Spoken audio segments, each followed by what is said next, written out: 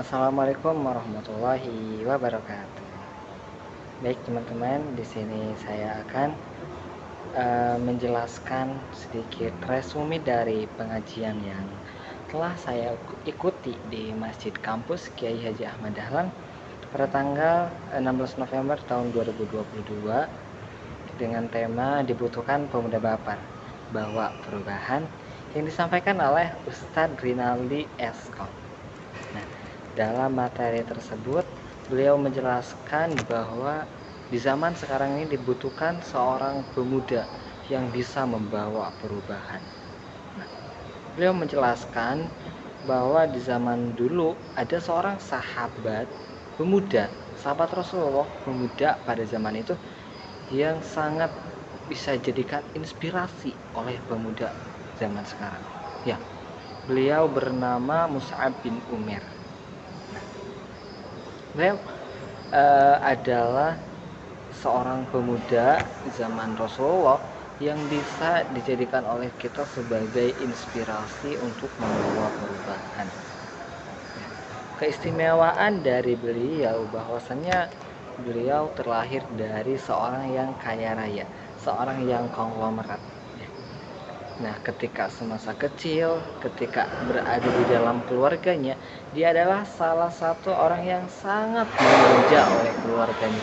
Apapun yang dia inginkan pasti dikabulkan sama orang tuanya. Itulah keistimewaan beliau.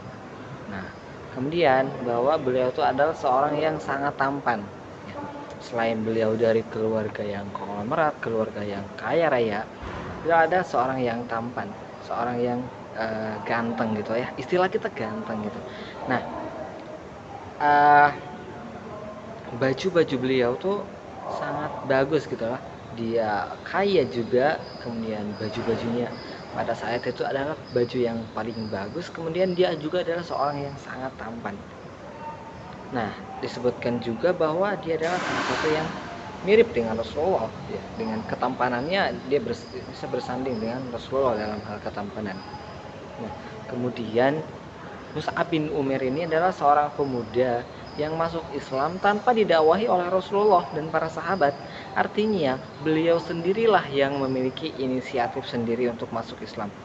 Nah, beliau mendatangi Darul Arqam ya, tempat sahabat itu untuk menimba ilmu.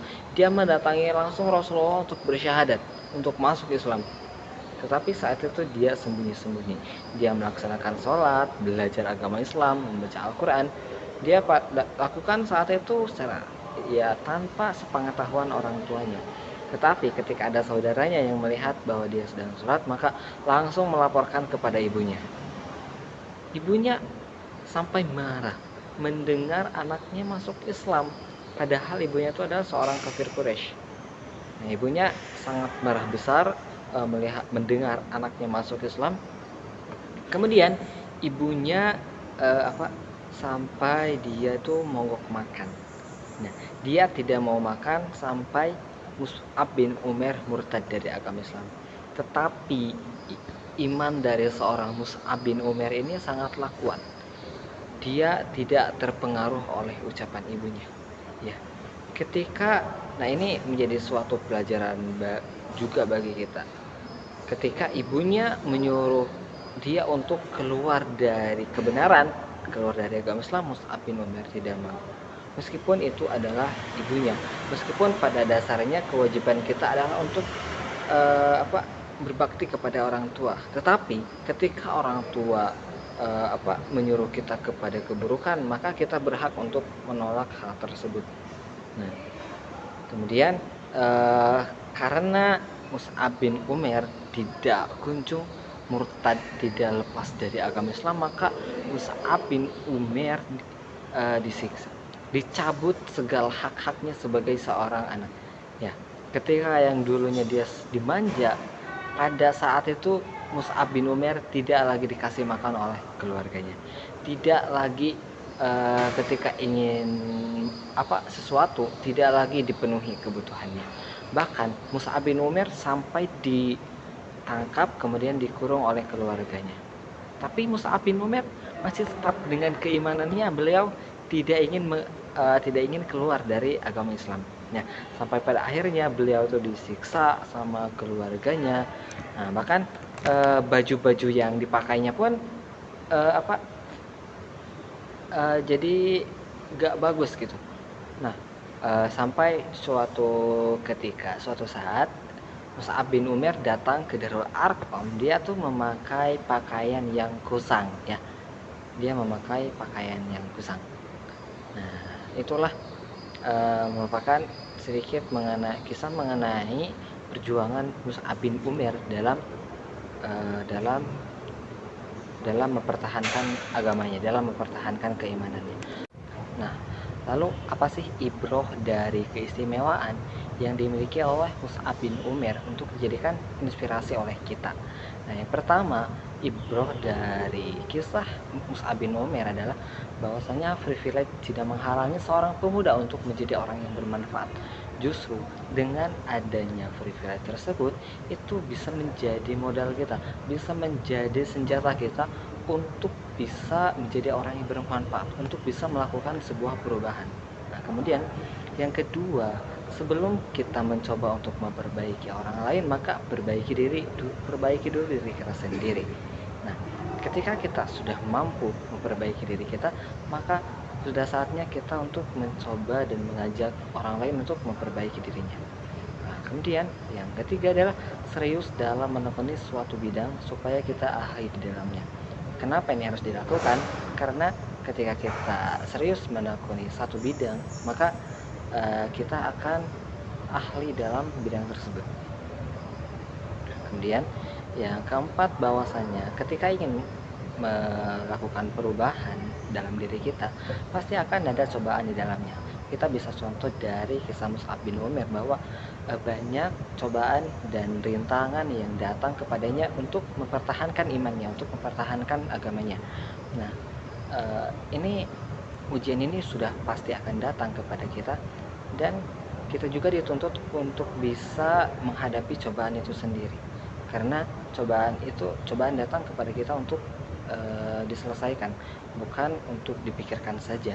Nah, maka ketika seorang pemuda ingin melakukan sebuah perubahan, maka setidaknya harus memiliki skill-skill di dalamnya.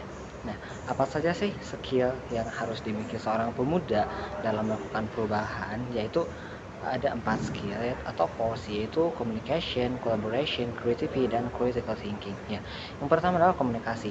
Bagaimana bisa kita melakukan sebuah perubahan jika tanpa adanya komunikasi? Dengan adanya komunikasi, maka kita akan semakin mudah untuk melakukan sebuah perubahan. Kemudian yang kedua adalah collaboration atau kolaborasi. Bagaimana kita membentuk kolaborasi dengan orang lain untuk melakukan sebuah perubahan. Kita mampu saja melakukan perubahan secara sendiri, tapi jika melakukan perubahan berkolaborasi dengan orang lain, maka perubahan itu akan sangat besar. Kemungkinan perubahan itu akan sangat besar. Ya, kemudian yang ketiga adalah creativity atau kreativitas.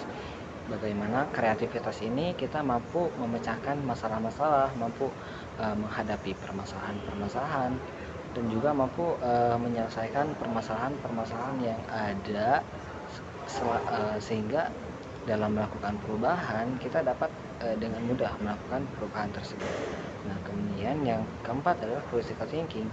Itu bagaimana kita membangun rasa kepekaan kita terhadap masyarakat, supaya nantinya kita mampu mengubah keadaan masyarakat tersebut. Karena ketika kita tidak melakukan observasi dahulu terhadap apa yang ingin dirubah, maka hal itu akan terasa sia-sia gitu. Sebaliknya, ketika kita memiliki pikiran yang kritis mengenai suatu permasalahan yang ada di dalam masyarakat, maka kita akan mampu